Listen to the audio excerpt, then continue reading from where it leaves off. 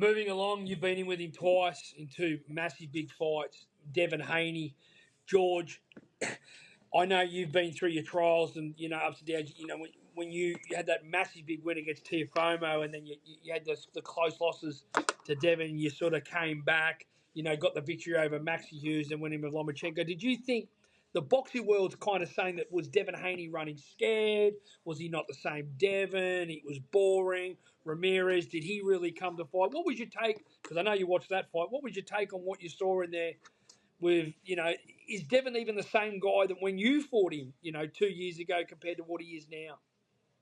Yeah, look, it's just like I said, it's going to take time to get that confidence back. When you come off a loss or a stoppage or been knocked down a few times and get hurt in a fight, it takes time. It takes that. And look, Devin is a confidence guy. So this was all new to him. Obviously, in the Ryan fight, and it was a very hard physical fight. And still, credit he left that fight after 12 rounds. On his feet. So, I always knew that's going to take time, get that mojo back. And, look, Jose Ramirez, I know Jose, respect to him. Obviously, cutting the ring, wasn't able to really cut the ring properly and put that pressure. He didn't look like the Jose Ramirez that a lot of people knew back in the day as well. So, look, I think Devin needed to get that fight out the way, get the win, get a bit of confidence, and, we'll see what's next. What are your critics on these people saying, running scared and, this sort of stuff? For you guys, the very one percenters, you guys see something different in there than what we do. Devin's obviously got a big fight coming later. At that time, I would think, was he thinking about the Ryan rematch straight away? So do you do things different in there? Like you might let a few shots go and then all of a sudden think, hang on a minute, I just got to get through this? Yeah, look, he probably had in the back of his head, obviously the Ryan rematch, um, being hurt and knocked down, obviously in the fight before that, and he didn't want to get caught again. So yeah, look, them things obviously pop into your brain, and you got to build that confidence back up.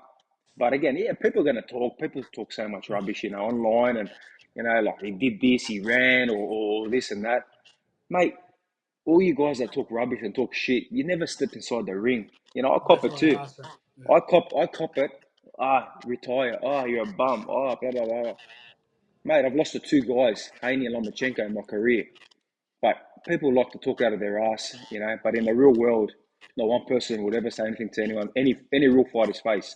So, yeah, look, Devin's just got to do Devin. He's got his team, and they'll do what they got to do. And obviously, we'll see what's next. Now, is the Ryan Garcia rematch next? Who knows? Because obviously, Ryan didn't come up Does that trumps. sell George now, or is that sort of Rolly's kind of mess those plans up?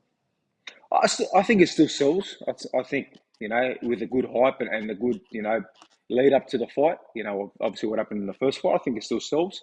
But does it have the same, you know, what it would have been if, Haney came in and made a huge statement and obviously Ryan knocked out Rolly in 3-4 rounds? Definitely not. But yeah, look, boxing's boxing. You can still hype the fans up and hype the crowd up and, people will still tune in.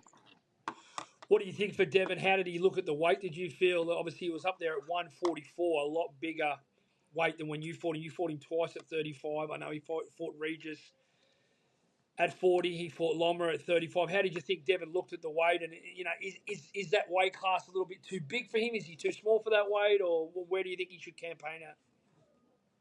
Yeah, that's up to him. That's up to his body. When I fought him at 135, and he was still a very big lightweight at that stage. So, yeah, it just depends on the body. The body changes. The older you get, the body changes. We said it with me. I'm looking a lot thicker, and I look back at videos and photos of me at 135, and even from my last fight, and now I've been able to get even bigger since then.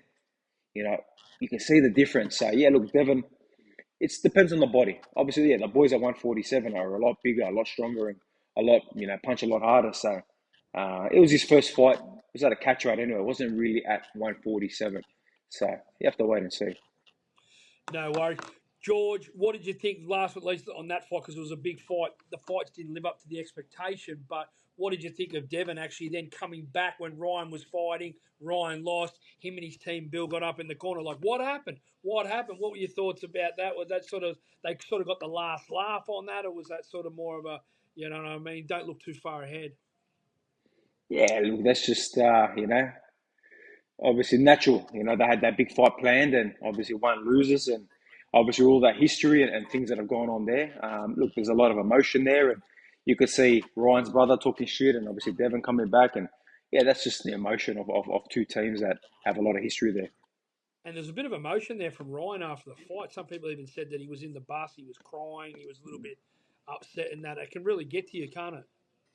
Yeah, look, it's the fight game. You train hard, you prepare, and all of a sudden you step under them lights and things don't go the right way. So, hey, look, it's at the end of the day, we're athletes. We do this 24/7. We think about boxing, we live boxing. For me, myself, I've lived boxing day in, day out. I dedicate and sacrifice so much. I'm here away from my kids and family, away from the comfortable life, and when you prepare so well and things don't go the right way that you obviously envision, yeah, look, it's, we're performers, we're artists, we take it personal. That's why I take it personal when people, call out fighters that have never stepped in the ring and talk shit about fighters. I take that personal, and we see where I come out and give it to a few people online.